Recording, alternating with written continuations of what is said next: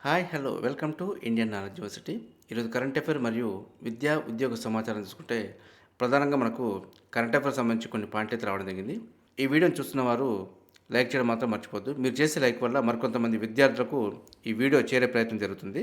వివరాల్లోకి వెళ్తే ఫలితాలు ఎప్పుడో పూర్తయిన పలు నియామక పరీక్షలు న్యాయ వివాదాలతో నిలిచిన తదుపరి ప్రక్రియ అని చెప్పి రావడం జరిగింది మనకి. వెంటనే పరిష్కరించాలని నిరుద్యోగుల విజ్ఞప్తి, 1:2 నిష్పత్తిలో జాబితాలు ఇవ్వాలని చెప్పి కూడా డిమాండ్ చేయడం జరిగింది. సో నిన్న మాత్రం మనకి ఇందిరా పార్క్ దగ్గర నిరుద్యోగులు ధర్నా చేయడం జరిగింది.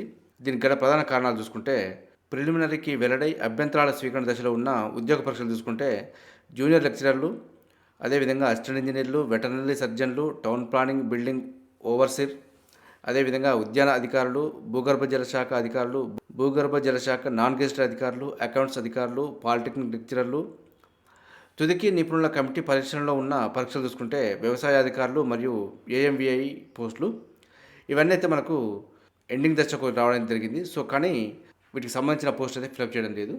సో అందులో భాగంగా మనకు కొన్ని చూసుకుంటే సంక్షేమ గురుకులాల్లో 9,210 పోస్టులకు ఆగస్టులోనే 2.5 లక్షల మంది అభ్యర్థులు ఎగ్జామ్ రాయడం జరిగింది. తుదికి వెల్లడైంది. కానీ హైకోర్టు నుంచి స్పష్టత వస్తే వీటి ధృవీకరణ పత్రాలకు పరిశీలనకు పిలవడం జరుగుతుందని చెప్పి మనకు ఇవ్వడం జరిగింది.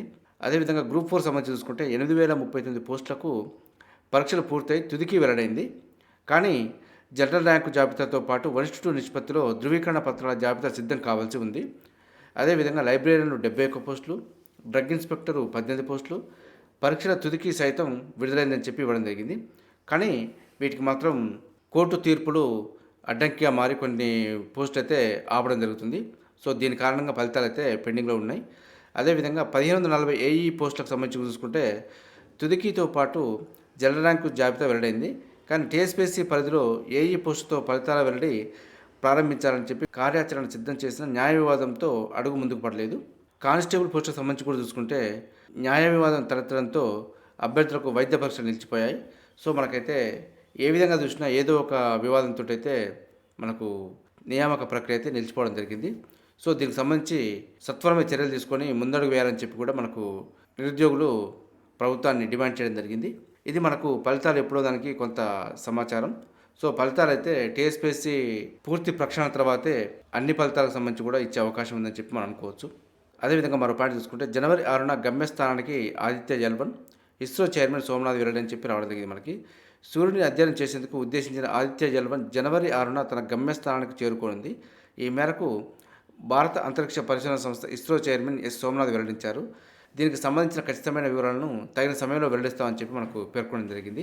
మరో పాయింట్ చూసుకుంటే 28, 29 తేదీలో పారామెడికల్ కౌన్సిలింగ్. రాష్ట్ర పారామెడికల్ బోర్డు ఆదేశాల మేరకు పారామెడికల్ కోర్సులో ప్రవేశాలకు డిసెంబర్ 28, 29 తేదీల్లో కౌన్సిలింగ్ నిర్వహించనున్నట్టు వరంగల్ కాకతీయ వైద్య కళాశాల ప్రిన్సిపల్ ఒక ప్రకటనలో పేర్కొనడం జరిగింది. మనకు దరఖాస్తు చేసుకున్న విద్యార్థులు కౌన్సిలింగ్కి వచ్చే సమయంలో ధ్రువపత్రాలను తీసుకురావాలని చెప్పి కూడా మనకు సూచించడం జరిగింది.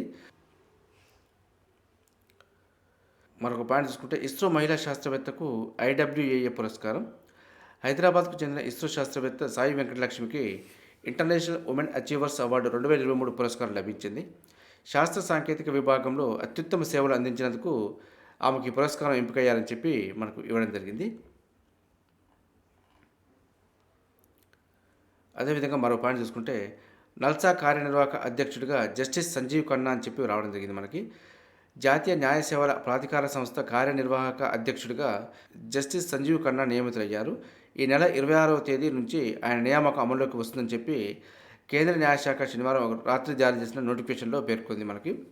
ఈ సంస్థకు పెట్రోలింగ్ చీఫ్గా భారత ప్రధాన న్యాయమూర్తి వ్యవహరిస్తే సుప్రీంకోర్టు న్యాయమూర్తుల్లో సీనియారిటీ పరంగా రెండో స్థానంలో ఉన్నవారు కార్యనిర్వాహక అధ్యక్ష పదవిలో కొనసాగడం ఆనవాయితీ అని చెప్పి మనకు ఇవ్వడం జరిగింది. ఇప్పటి వరకు ఈ స్థానంలో ఉన్న జస్టిస్ సంజయ్ కిషన్ కౌల్ ఈ నెల 25న పదవి విరమణ చేయనున్నారు. దాంతో జస్టిస్ సంజీవ్ ఖన్నాను నియమించారు. అదేవిధంగా మరో పాయింట్ తీసుకుంటే 2024 నవంబర్ 10న ప్రస్తుత సిజేఐ జస్టిస్ డివై చంద్రచూడ్ పదవీ విరమణ చేస్తారు. ఆ తర్వాత జస్టిస్ సంజీవ్ ఖన్నా ప్రధాన న్యాయమూర్తి స్థానంలోకి రానున్నారని చెప్పి మనకు ఇవ్వడం జరిగింది. తదుపరి ప్రధాన న్యాయమూర్తి జస్టిస్ సంజీవ్ ఖన్నా అని చెప్పి కూడా మనం గుర్తుంచుకోవాలి.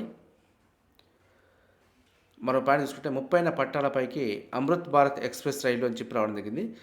దేశంలో మరో కొత్త తరహా రైలు అందుబాటులోకి రానున్నాయి. వందే భారత్ తరహాలో అమృత్ భారత్ ఎక్స్ప్రెస్ రైళ్లు త్వరలో పట్టాలు ఎక్కనున్నాయని చెప్పి మనకు ఇవ్వడం జరిగింది. అయోధ్యలోని ఓ విమానాశ్రయాన్ని 6 వందే భారత్ రైళ్లను ప్రధాని మోదీ డిసెంబర్ 30న ప్రారంభించనున్నారు. అదే రోజు అమృత్ భారత్ ఎక్స్‌ప్రెస్ సేవలకు పచ్చజెండా ఊపనున్నట్టు మనకు తెలుస్తుంది.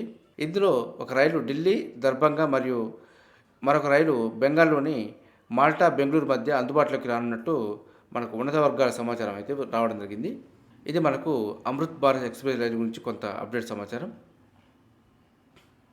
భారత రాష్ట్రపతి ద్రౌపది ముర్ము శనివారం రాజస్థాన్లోని పోఖ్రాన్లో సైన్యం యుద్ధ విన్యాసాలను వీక్షించారు. సైనికులతో సంభాషించారు. దీనిపై భారత సైన్యం ఒక ప్రకటన విడుదల చేసిందని చెప్పి మనకు పేర్కొనడం జరిగింది.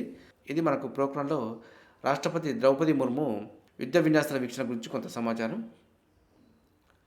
అదేవిధంగా కరెంట్ అఫైర్లో కొన్ని పాయింట్లు చూసుకుంటే, ఇటీవల వార్తల్లోకి వచ్చిన ప్రళయ క్షిపణి పరిధి ఎంత అని చెప్పి ఇవ్వడం జరిగింది. ఇది 350 నుంచి 500 కిలోమీటర్లు.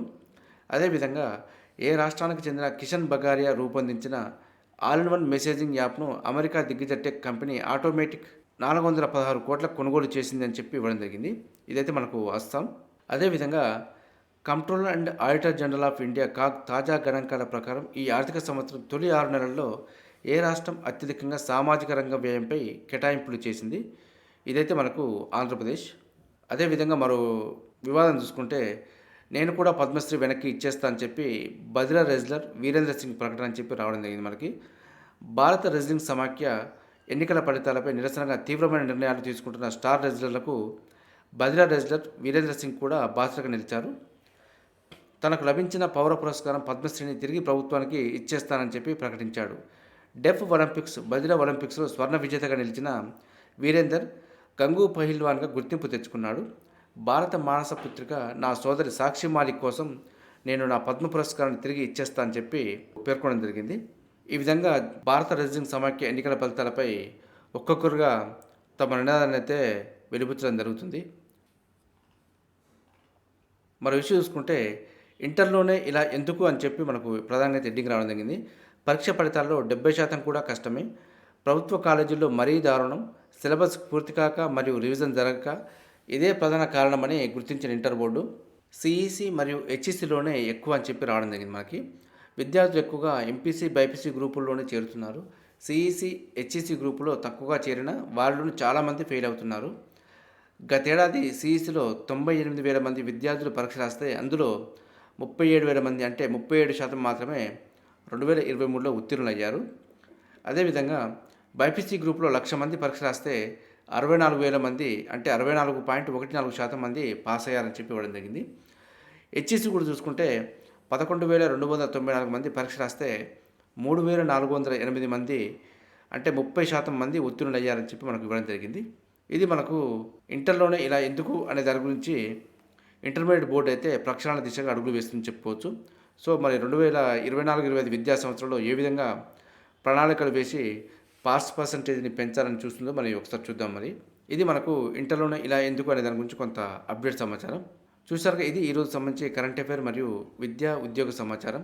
ఇదే విధంగా మన ఛానల్లో ప్రతిరోజు మార్నింగ్ అయితే రావడం జరుగుతుంది. వీటితో పాటు అడ్మిషన్ నోటిఫికేషన్ మరియు రిక్రూట్మెంట్ నోటిఫికేషన్ సంబంధించి కూడా ఎప్పటికప్పుడు అప్డేట్ సమాచారం మన ఛానల్లో అందుబాటులో ఉంటుంది. మన ఛానల్ చూస్తున్న వారు సబ్స్క్రైబ్ చేసుకొని ఫాలో అవుతూ ఉండండి. ఈ వీడియో నచ్చితే లైక్ చేయండి, షేర్ చేయండి, సబ్స్క్రైబ్ చేసుకోవడం మాత్రం మర్చిపోవద్దు. Have a nice day.